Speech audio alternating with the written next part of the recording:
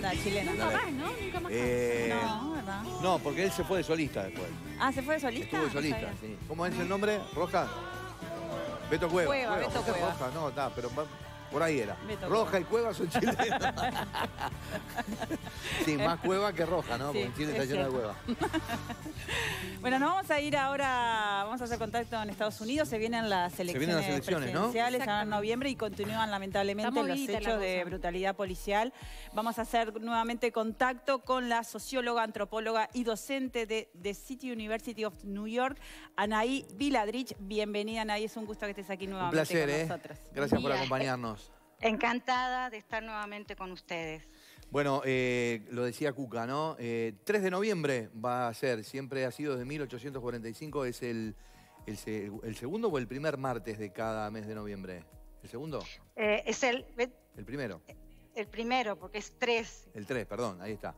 Así que este año van a ser el 3 de noviembre. ¿Cómo está toda la situación con todo esto que está ocurriendo en los Estados Unidos?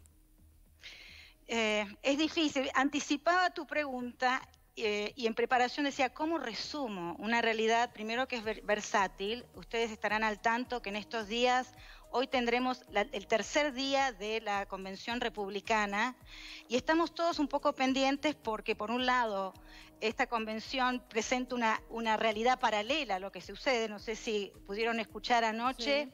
Sí. La única participante que se refirió directamente a las víctimas del coronavirus fue la esposa de Trump.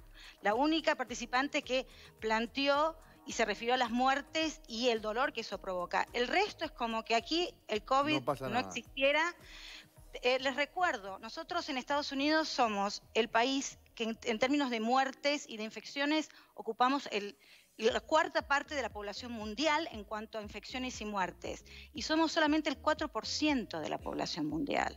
Entonces, aquellos que intentan ocultar el sol con la mano, realmente intentan ocultar una realidad que tiene repercusiones en la economía. Tenemos entre el 20 y el 30 millones de personas sin trabajo y en términos económicos de cómo reactivar una economía que cada vez que intentamos reactivarla tenemos que volver atrás por los casos de super spreaders. Ahora, no solamente el COVID es una de las grandes batallas que tiene Trump, ¿no? En este momento de cara a las elecciones, está todo el tema del estallido social, todo lo que tiene que ver con el racismo, la inseguridad y demás, ¿verdad? Son varios frentes. Efectivamente, ustedes recordarán que cuando estuve hace, creo que 2 meses atrás, compartiendo esta pantalla con todos ustedes, estábamos hablando del caso de George Floyd. Sí. Este domingo pasado tuvimos un caso de brutalidad policial, se habrán enterado, en Wisconsin, donde un muchacho de 29 años, de nacionalidad americana, afroamericano, fue baleado 7 balazos en frente de sus niños. Ahora está luchando por su vida. Ese caso vuelve a conmocionar la opinión pública. Tuvimos ayer marchas en Nueva York, marchas en todo el país, en Wisconsin. La policía volvió, hay 2 muertos y volvió a atacar contra los manifestantes. No se habla. Ustedes, nuevamente, les comento, si escuchan la discusión que hubo ayer y la que tendremos hoy, la violencia policial está ausente en la discusión en los Estados Unidos desde el punto de vista de los republicanos. Del punto de vista del grupo demócrata, también tuvimos la semana pasada, se habrán enterado, la convención demócrata. Hay una necesidad de volver a las fuentes, de hablar de la compasión, un tema que está ausente totalmente en la agenda republicana. Ahora, ¿cómo están las encuestas? ¿Sigue estando arriba Donald Trump, Joe Biden? ¿Quién? Es muy interesante el tema de las encuestas. Por un lado, Biden, si ustedes notan día a día cómo evoluciona esto, en los estados péndulo, que son los estados que se disputan a la hora de las elecciones, porque pueden ir para el lado republicano o demócrata, hace 4 días Biden estaba en casi todos los estados péndulos por arriba. Con la convención republicana está cabeza a cabeza con Trump.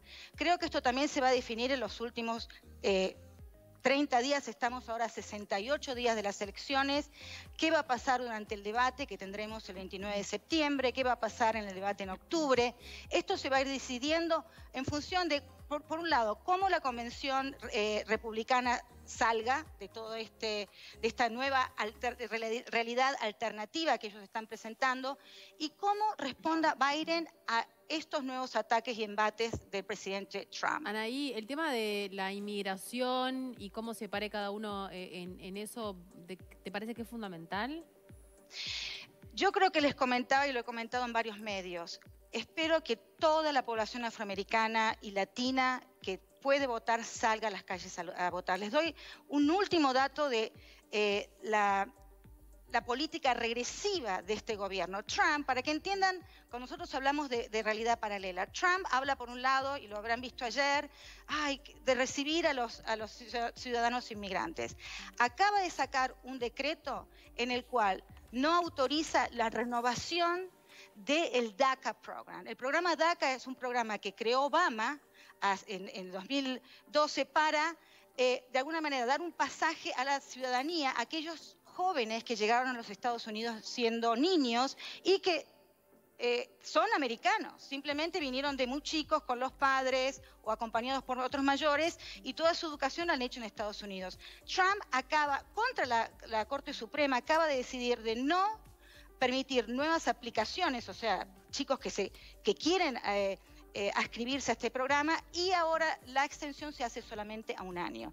Por otro lado, Trump ha recibido a los chicos DACA en sus oficinas, ¿se entiende? Entonces Trump tiene esta imagen pública de amparar los derechos de las minorías cuando en realidad, cuando hablamos de cuáles son las políticas concretas, son todas políticas racistas y anti-inmigrantes. ¿Cuánto va a colaborar el tema de que se haga el voto por correo, que Donald Trump está en total desacuerdo con eso? Otra paradoja, ¿cómo vota Trump en cada elección? A ver, esta podría ser una pregunta para la audiencia. Trump vota por correo. Brevemente les comento, Trump declaró abiertamente hace unos días, con total impunidad, que sus medidas anticorreo eran decididamente para evitar el voto democrático en las elecciones. Las estadísticas muestran que aquellos que votamos al Partido Democrático, a los demócratas, somos el 60% versus menos del 30% de los republicanos. Se habrán enterado que una de las medidas que hizo Trump fue poner a uno de sus acólitos a dirigir el servicio de correo de los Estados Unidos. Hasta este momento siempre el servicio de correo se consideró un órgano independiente del gobierno federal, y además sacaron más de 700 máquinas procesadoras de cartas que procesan hasta 30.000 cartas por minuto. Curiosamente, estas máquinas estaban todas ubicadas en estados donde presiden los miembros del Partido Demócrata. Qué tremendo. ¿Qué pasa con el tema de las edades de los candidatos? Donald Trump está con 74, Biden con 78. ¿Esto influye a la hora de quién va a votar o no? Se habrán enterado que tenemos a Kamala Harris ahora como candidata a vicepresidente, ¿no? Esto daría para otra larga charla de cuál fue la decisión que llevó a Kamala finalmente a ocupar este puesto. Kamala tiene 55 años. La especulación que se hace, el número uno, es Biden, si llega a ser presidente, va a poder posiblemente solamente cumplir un mandato. En la tradición americana, ustedes sabrán que generalmente los presidentes tienden a ser votados nuevamente luego de que han sido votados la primera vez. Por eso esa es la gran estrategia de Trump, decir, denme otros 4 años.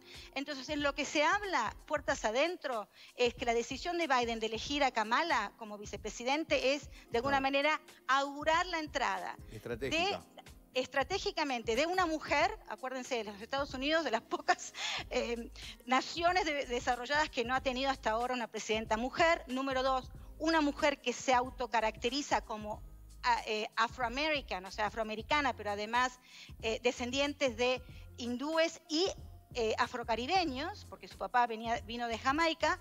Entonces, Kamala de alguna manera vendría a agrupar todos esos otros factores que son los que se necesitan para una nueva presidencia: juventud, diversidad cultural y género, ¿no? En el hecho de que es una mujer. Claro. ¿Cuánto ayuda a Donald Trump el tema siempre del generar el miedo? Porque ayer veíamos en el informativo acá las declaraciones de los republicanos y siempre hablaban de la flojedad de los demócratas a la hora de pedir perdón a todo el mundo. Claro, y por otro lado siempre Donald Trump en el tema siempre del miedo, el terrorismo y en el americano profundo siempre es el que más se aferra a eso, ¿no? Absolutamente, esas preguntas son excelentes porque precisamente es la política de gobernar con miedo, es lo que lo llevó a la presidencia en su primer lugar. Si ustedes verán, ahora hasta Trump ha aceptado el soporte de este grupo ultraderechista QAnon, que lleva al extremo la política del miedo, haciendo pasar a todos los demócratas como pedófilos, miembros de una mafia que le saca la sangre a los niños. O sea, la política del miedo está exacerbada, tiene un efecto. Aparte, acuérdense, la política del miedo respecto de la inseguridad social que supuestamente con los demócratas va a tener lugar, pero aparte la política del miedo con respecto al COVID, ¿no? El tema de la xenofobia contra los chinos, la xenofobia contra los latinos, la xenofobia contra todo el que es diferente. Entonces el miedo traspasa todos los niveles de la sociedad. Es efectivo, precisamente por eso es que los candidatos demócratas lo que tienen que lograr es combatir esa política del miedo con respuestas concretas, contra la desocupación, que tenemos 30 millones de personas desocupadas, contra el COVID, porque no tenemos una política nacional. Les doy un detalle importante. Este país es el único en el que se ha politizado, otros lo han hecho, como en el caso de Brasil, pero dentro de los países desarrollados es el único país donde se ha politizado el uso de máscaras. Claro. Yo salgo a la calle y si veo a alguien sin máscara, esa persona ya me está diciendo algo, me está diciendo voto por Trump. Increíble. Es increíble, ¿verdad? O sea, y ayer, si ustedes notan, en el jardín de la Casa Blanca, donde Melania dio su discurso, había algunas pocas personas utilizando máscaras atrás de todo, precisamente se pusieron atrás para no molestar al presidente, y la gente estaba separada por 40 centímetros de diferencia. Ese es el mensaje. Entonces, por un lado, Trump intenta instalar el miedo como factor de gobierno, pero por otro lado está negando una realidad donde el miedo está instalado en la forma en que nos movemos del día al día. ¿Qué pasa con la vacuna, ¿no? Y con esa promesa que él había hecho de que la iba a tener pronto, después salió Putin a decir que bueno, era el primer país que la había registrado y ahí también hay como una lucha de política exterior. Yo les puedo asegurar y podemos empezar a contar que de aquí al 3 de noviembre, Trump, una vez por semana, por lo menos va a salir con una novedad de que se ha descubierto una nueva vacuna. Como parte de su estrategia electoral, es crear realidad. No interesa si después esa vacuna no existe o no sirvió. Parte de la trampa es que ninguna vacuna puede ser anunciada de la noche a la mañana porque necesitamos lo que se llama estudios de control, de seguir. Hay varias vacunas ahora en el mercado. El tema es si son efectivas, las consecuencias adversas y hasta qué punto son efectivas. Claro. Trump va a seguir utilizando su vaccine strategy, la estrategia de la vacuna como una herramienta para convencer al electorado de los que se mueren se tienen que morir. Lo importante es que no se mueran después los que quedan vivos porque vamos a conseguir la vacuna como antídoto. Claro. O sea que falta un poco más de 2 meses para las elecciones y vos decís que pueden aparecer un montón de cosas en el medio que puedan volcar la balanza para un lado o para otro. En este momento no se puede hacer una predicción. Con un montón de cartas que están jugando, ¿no? Con el tema social, con el tema economía, con el tema del COVID, con el tema del racismo. Más allá que todas esas cartas están vistas, en este tiempo como que queda mucha tela por cortar, me da la impresión. Así es. Este es el día al día. Es como, acuérdense, Trump fue el bastión del reality TV, ¿se acuerdan del Apprentice? Él está gobernando como si esto fuera un reality TV show. De hecho, un tema interesante, si ustedes siguen los debates, la Casa Blanca se ha convertido en su living, como el living que ustedes tienen. La Casa Blanca es la casa del pueblo, no es la casa del partido que gobierna. Donde entonces, también están gobernando también los hijos, ¿no? Se lo veía también al hijo ayer, que digo, me imagino que debe querer perpetuar en el poder, después heredando para los hijos, ¿no? Un poco eso. Exactamente. Es una nueva forma de monarquía. Quiero recordar las palabras de Michelle Obama la semana pasada. No sé si ustedes tuvieron la oportunidad de escuchar algunos de los discursos. Y Michelle Obama decía, estamos hablando de salvar la democracia. Estamos hablando de no volver a los años 50, no volver a la trata de esclavos. Lo que estamos viendo en términos de violencia policial, en términos de cómo utiliza Trump las fuerzas de la Guardia Nacional para secuestrar personas que están participando democráticamente, eso se vio en nuestros países durante las peores dictaduras militares. Esto es lo que estamos viviendo hoy en los Estados Unidos. Anaí, muchísimas gracias por este contacto. Quizás más cerca también de la fecha volvemos a contactar para ver cómo continúa todo esto. Parece un guión de película. Sí, tal cual, tal cual. Queda mucho todavía, ¿eh? Muchísimas gracias, Gracias, un beso Anaí. grande. Gracias a ustedes, que tengan buen día. Igualmente, gracias. Muy bien. ¿Damos vuelta a la página? Parece de película, pero es realidad. Sí. Totalmente. Bueno, hablando de